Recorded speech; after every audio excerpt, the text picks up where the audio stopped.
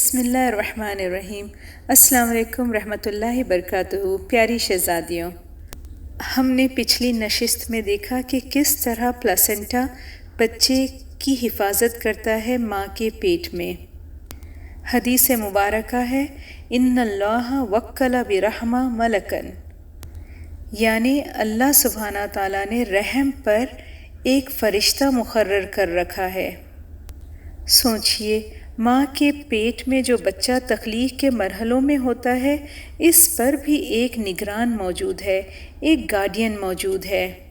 اللہ سبحانہ تعالیٰ قرآن میں فرما رہے ہیں ان کل نفس لما علیہا حافظ، ہر نفس یعنی ہر جان پر اللہ کی طرف سے ایک نگہبان فرشتہ مقرر ہے جو ہماری حفاظت پر مامور ہے۔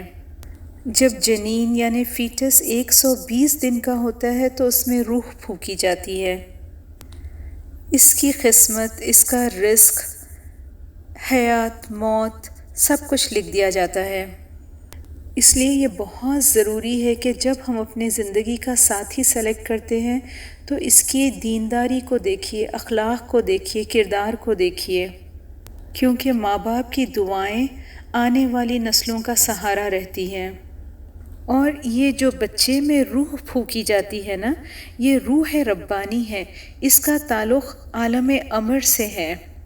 تمام مخلوقات عالم خلق کی شے ہیں، جنات بھی عالم خلق کے ہیں، صرف فرشتے عالم امر کی چیز ہیں کیونکہ وہ نور سے بنائے گئے ہیں، اور ہم انسان، ہم کمبینیشن ہے عالم خلق اور عالم امر کا۔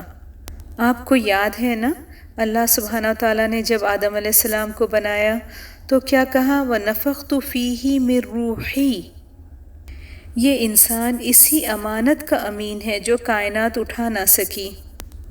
کائنات میں کوئی اور نہیں ہے جو اس کا تحمل کر سکا، لیکن انسان یعنی ہم نے اس کو اٹھا لیا، اور یہ روح ہمارے پاس اللہ سبحانہ تعالیٰ کی دی ہوئی امانت ہے۔ آپ کو یاد ہے نا، اللہ سبحانہ تعالیٰ نے آدم علیہ السلام کے بارے میں کتنے پیار سے فرمایا خلقتہ بیدی، ہم نے اسے یعنی آدم کو اپنے دونوں ہاتھوں سے بنایا ہے۔ تو ہم انسان وہ ہیں جس میں دونوں عالم جمع ہے، عالم امر اور عالم خلق۔ مادی وجود بھی ہے جو زمین اور مٹی سے بنا ہوا ہے، اور اللہ سبحانہ تعالیٰ کا عطا کیا ہوا سب سے حسین تحفہ ہم میں روح بھی ہے۔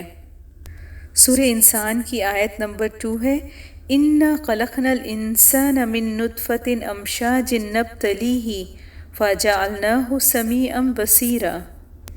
بے شک ہم نے انسان کو ملے جلے نطفے سے پیدا کیا ہے۔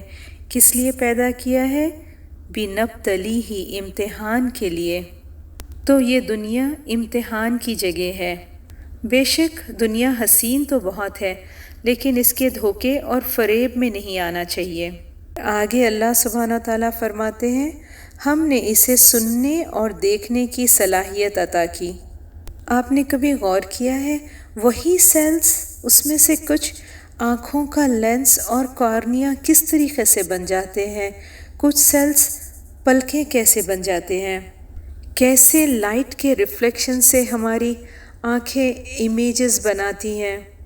دنیا کے موسٹ سفسٹیکیٹڈ کیمراز بھی اس باریکی کے ساتھ، نزاکت کے ساتھ کام نہیں کر سکتے ہیں جیسے ہماری آنکھیں کام کرتی ہیں۔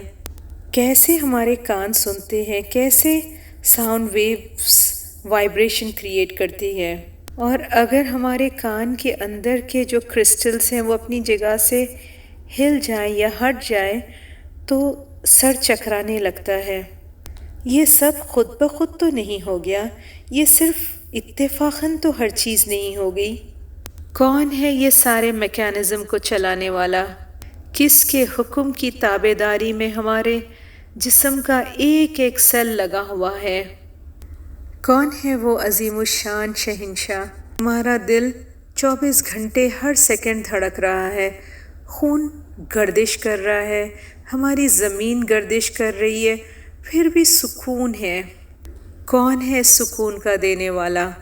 بے شک رب العزت جو ساری کائنات کا مالک ہے اور خالق ہے۔